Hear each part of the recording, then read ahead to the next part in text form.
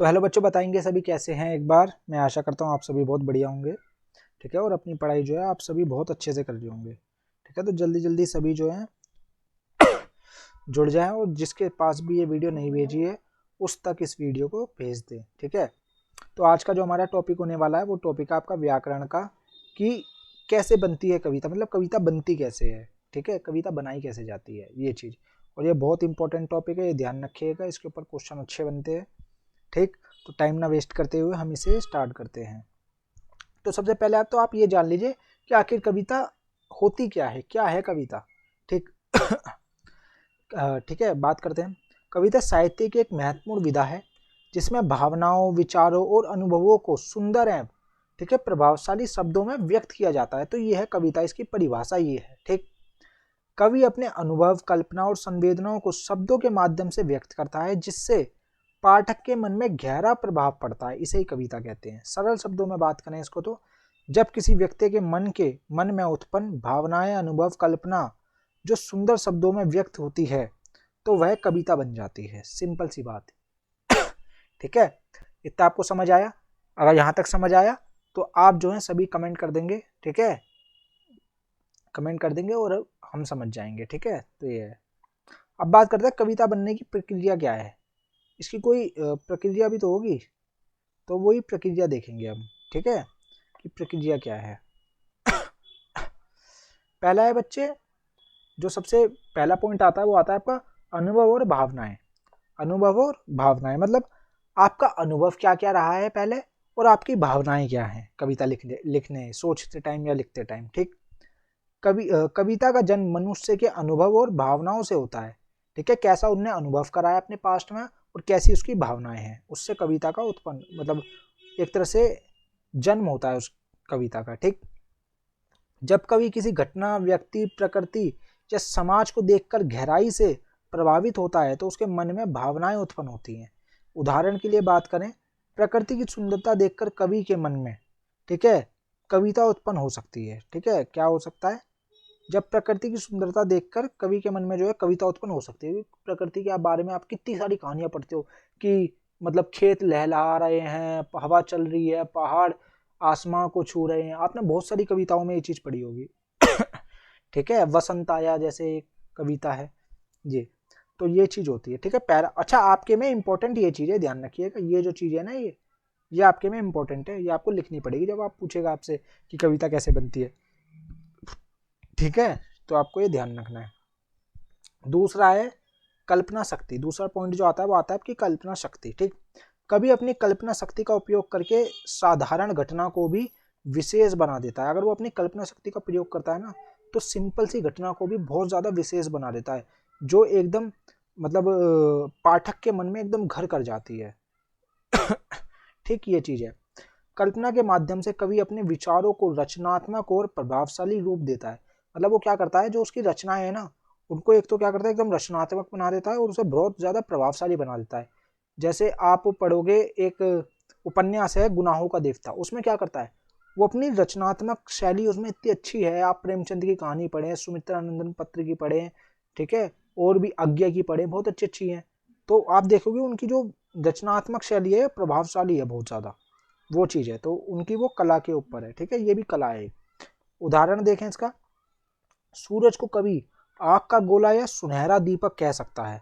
मतलब कई बार आप देखते हैं कि सूरज को जो है ना वो सूरज ना कहकर क्या कहता है, ये आग का गोला या फिर सुनहरा दीपक, ऐसे कह के उन्हें पुकारा जाता है या बुलाया जाता है, जिससे उस चीज की जो है साधारण सी चीज को बहुत ज्यादा विशेष बना देता है वो।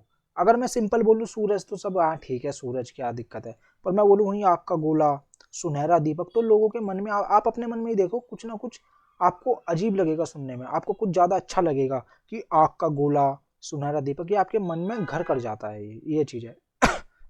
तो कल्पना शक्ति ये चीज करती है। तीसरा आता है आपका इंपॉर्टेंट पॉइंट, वो आता है आपका भाषा और शब्द का चयन। भाषा और शब्द का चयन, ठीक। कविता में सरल, सुंदर और प्रभावशाली भाषा का प्रयोग किया जाता है, ठीक, ये है।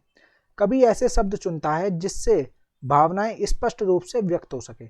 मतलब कवि क्या करता है, वो ऐसे शब्द सुनता है जिससे भावना जो है स्पष्ट रूप से व्यक्त हो सके, मतलब पाठक को पता लग सके, ठीक। कविता में अक्सर प्रयोग होते हैं, कविता में जो अक्षर प्रयोग होते हैं ना, ये मैंने आपको कई बार बताया, अलंकार यूज होते हैं, प्रतीक प्रयोग यूज होता है, बिंब यूज होते हैं। ठीक है, अलंकार तो आपको पता ही है, कई तरीके के अलंकार होते हैं, तो वो चीज़ है। ठीक, अनुप्रास बहुत तरह के अलंकार होते हैं। ठीक है, वो आप अलंकार बारे में पढ़ेंगे। अगर आपने नहीं पढ़े तो आप हमारे चैनल पे जाइए, उसकी लाइव सेशन में जाइए, नीचे जाएंगे तो आपको अलंकार मिल जाएंगे। ठीक है ये है। ठीक, अब हम बात करते हैं लय और छंद। ठीक है, लय और छंद की बात कर लेते हैं। ठीक, तो कविता में लय, जिसे रिदम भी कहा जाता है, का बहुत महत्व होता है। ठीक है, ये आपको ध्यान रखना है। लय के कारण कविता सुनने और पढ़ने में मधुर लगती है। ठीक, कविता दो प्रकार की हो सकती है, पहले छंदबद्ध कविता या फिर मुक्त छंद कविता। ठीक, ये चीज है, आपको इसमें इतना ही ध्यान रखना, ज्यादा डीपली नहीं जाना है।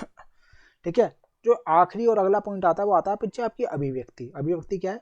जब कवि अपनी भावनाओं और कल्पना को सही शब्दों में व्यक्त करता है तब कविता पूर्ण होती है। जब क्या करता है, एक तरह से कवि जो है अपनी भावनाओं को और अपनी कल्पनाओं को सही शब्दों में, मतलब सही शब्दों का प्रयोग करके व्यक्त करता है, तो वह कविता जो होती है पूर्ण हो जाती है। ठीक, इसी प्रकार कविता अनुभव, कल्पना और भाषा के सुंदर संयोजन से बनती है। तो कविता कैसे बनती है? अनुभव, कल्पना और भाषा के सुंदर संयोजन से, इन सब के मिलने से ही एक अच्छी कविता का निर्माण होता है। ठीक है, ये चीज है।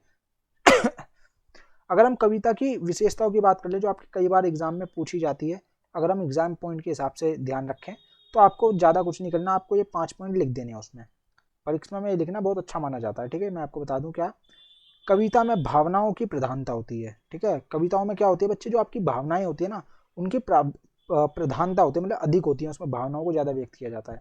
ठीक है, पहला हो गया आपका। दूसरा, कविता में कल्पना शक्ति का महत्व स्थान होता है, महत्वपूर्ण स्थान होता है। जो कविता है ना, उसमें कल्पना जो शक्ति होती है उसका एक बहुत ज़्यादा महत्वपूर्ण स्थान हमें देखने को मिलता है। ये दूसरा पॉइंट है। तीसरे पॉइंट की बात करें, कविता में जो है सुंदर और प्रभावशाली भाषा का प्रयोग होता है। क्या होता है? जो सुंदर और प्रभावशाली भाषा जो है उसका प्रयोग किया जाता है, किसमें? कविता के अंदर। चौथे पॉइंट की बात करें, कविता में लय और संगीतात्मकता होती है। क्या होती है? लय होती है और संगीतात्मकता होती है, ये आपको ध्यान रखना है। पांचवें पॉइंट की बात करें, कविता जो है पाठक के मन पर गहरा प्रभाव डालती है। तो ये 5 पॉइंट जो है आपके लिए इनफ है। अगर उसने आपसे पूछा कि कविता की प्रमुख विशेषता बता दीजिए, तो आप इन 5 पॉइंटों से आराम से अपने लिए 5 up to 5 मार्क्स ले सकते हैं, 6 up to 6 या फिर 4 up to 4। ठीक है, 4 up to 4 जैसे भी वो क्वेश्चन आता है। ठीक, ये है।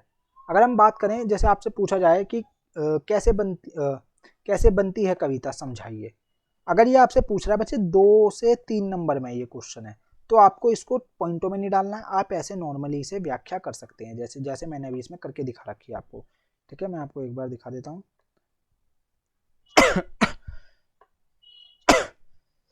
ठीक है, इसमें लिखा है, कविता का निर्माण कवि के अनुभव, भावनाओं, कल्पना से होता है। जब कवि किसी घटना, व्यक्ति, प्रकृति से प्रभावित होता है तो उसके मन में भावनाएं उत्पन्न होती हैं। कवि अपनी कल्पना शक्ति और सुंदर भाषा के माध्यम से उन भावनाओं को शब्दों में व्यक्त करता है।